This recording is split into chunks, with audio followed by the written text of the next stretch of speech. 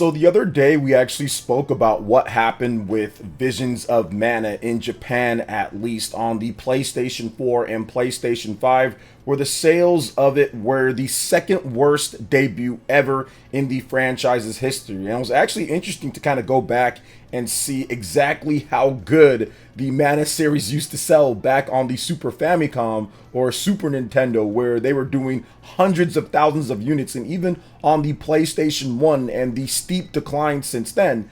But it's okay, right? Like, if you look at it overall, the Mana series has never been a series, at least in recent memory, that has been a massive unit seller like it used to be back in the day. But the problem with the most recent Visions of Mana game is that they took a lot of time and effort in order to create this huge world. The marketing, the scope and scale of this Mana game was by far the largest that they've ever had, especially in recent memory when it comes to Mana, and it's essentially flopped at this point. Now, we still have to wait and see for the Western sales, but we saw what happened with Oka Studios, how NetEase shut them down before the game even really launched. This was already planned, so that tells me a number of things. One, it tells me that they really didn't have too much confidence in the game, and two, it tells me that the pre-orders for the game were not good at all. And we saw what happened in Japan, which we will talk about a bit more.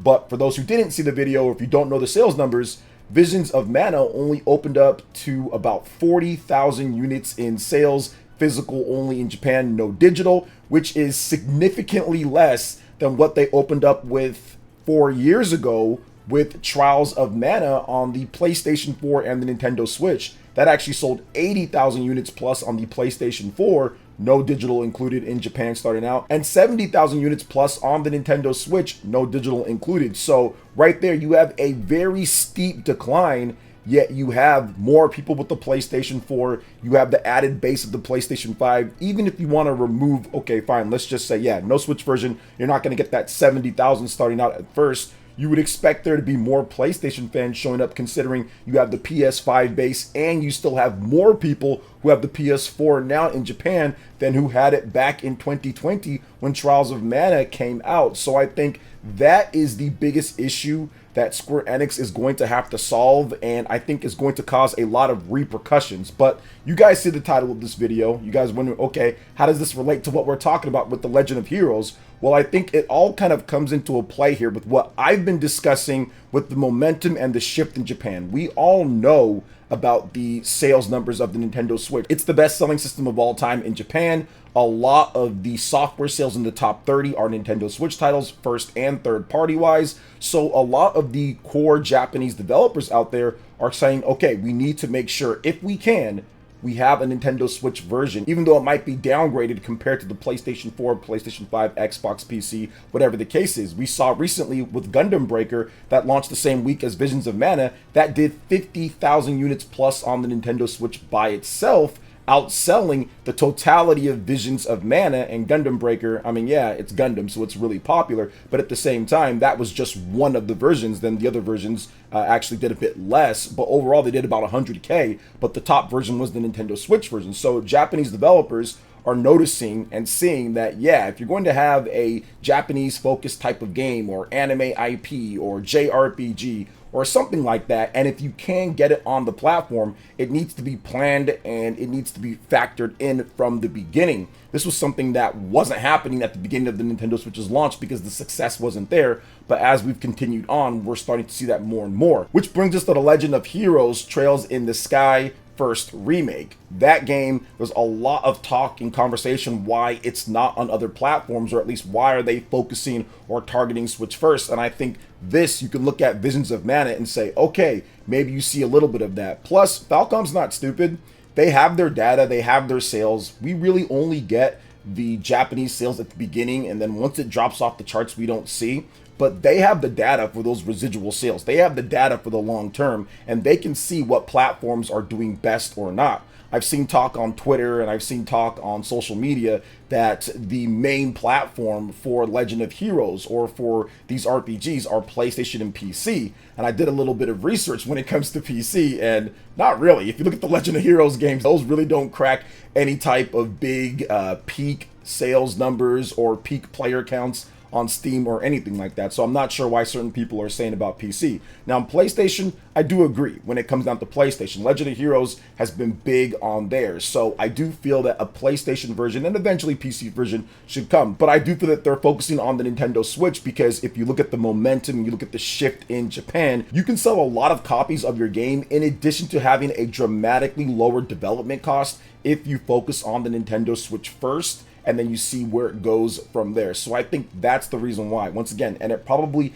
jives with their data and what they're seeing. Now, I'm not advocating and saying it needs to be exclusive or anything like that. No, I got a PS5, I got an Xbox Series, I got a PC, I got Switch. Obviously, I got everything. So wherever it comes, I'm going to play it. I bought The Legend of Heroes Trails Through Daybreak on my PlayStation 5. I'll get a Switch copy at some point too. I buy the games on PS5, I buy the games on Switch, so it's not something to where it's like it has to only be on this or I'm advocating for that. What I'm trying to give you guys is the logistics behind the decision overall and what we're seeing with another mid-size AA/AAA kind of somewhere in the border there type of RPG, right? We're looking at that. Visions of Mana is definitely one of the higher end type of games out there, but it's not the highest end. And The Legend of Heroes definitely is not a low end indie game or anything like that, but it's definitely a bit higher, but not quite up to that. So I think it's somewhat in the same ballpark overall. So they are looking at the different things that are happening. Not saying specifically they looked at Visions of Mana, but I'm just saying they're looking at the other RPGs that have came out. They're looking at stuff like Bravely Default. They're looking at Octopath Traveler. They're looking at a number of games that consistently have higher sales ratios on the Nintendo Switch. And they're saying, hey, if we do this on here, we can probably do this for a less cost, which not even probably, they will, for a less cost in terms of development. And we can focus in, make it look the best that we can. Plus, we can have the base in Japan to really push the game. And probably if we have that, Nintendo will also push it too with their directs and with their focuses and showcases and things like that, which they did as well. So that's the extra little boost that you get for being exclusive when it comes down to it. Now, we'll have to wait and see, right? Because they did state, hey, look, if this does well, we will port over the other games. I think those are coming regardless, but I do feel that this game is going to sell very well on the Nintendo Switch. There are a lot of Legend of Heroes fans that do have the platform, and as long as they lock down in terms of the other aspects of that first remake, right? As long as they lock that down and it's a solid game, I think the sales will come, and I think that the ports will come as well. This is something that's happened before with a lot of RPGs. Even if you look at something like Monster Hunter Stories 2, Monster Hunter Stories, those did not do anywhere near as good on other platforms as they did on the Nintendo Switch. So if you're looking at that same type of traditional JRPG, Nintendo Switch has been the platform when it comes to that overall with those old school JRPGs and everything. So we'll see what happens in the future with it. I think that this kind of just aids what some of the stuff that I was saying before in a previous video that I made about The Legend of Heroes Trails in the Sky, the first remake. So what do you guys think overall? Let me know in the comment section. But now we are going to move on to another topic here. We do got some information potentially about some new Switch bundles that are coming this holiday and some confusion over what's happening with the Nintendo Switch 2 that we reported on here recently and what's been going on the internet. So for those who don't know, there's been some scuttlebutt around what's happening with the Nintendo Switch 2 and potentially this month being some type of reveal or something. There's been people talking about that, but nobody can really quite put it down like when it's actually going to be. Some people are saying late September, some people are saying October, but there was Billy Bill, I think that's what his name, Bill, I'm not sure how that is, but he says Bill or Billy Bill, whatever the case is. He is someone who gets Sony leaks right. He's gotten a few things with Nintendo, but not everything, and he is trying to put a little bit of the kibosh on some of the people like VGC and Christopher Dring and all of them that have been talking like, hey, maybe we see something this month. And he's been saying, well, wait a minute, hold up. What you guys are talking about, it's not the Nintendo Switch 2. It's actually new Nintendo Switch bundles for the holiday. And he actually has some details on the bundles here. The package contents are going to be the Nintendo Switch OLED model with the white color, and Super Mario Bros. Wonder game download code, and 3 months of the Nintendo Switch Online service, and that's going to be for the European regions. He doesn't know what the bundle will be for the Americas and all that, although he does suspect it's going to be a new bundle. Now, what we usually get here in the Americas is the Mario Kart 8 Deluxe bundle, which is very similar to this rumored bundle that he's talking about. It's just Mario Kart 8 Deluxe download code, 3 months of Nintendo Switch Online and Nintendo Switch OLED as well, like with the red and blue Joy-Cons, and sometimes it wasn't, before it wasn't. I'm not really sure exactly which one you get, but yeah, I'm pretty sure it's the OLED now at this point. And that bundle does gangbusters, man. People just love that bundle. They buy it for their friends, family, second, third, fourth Switch. I'm not really sure what's going on here. Maybe a Switch for the car only. There's all sorts of stuff that's happening, but yeah, it's interesting to see that he feels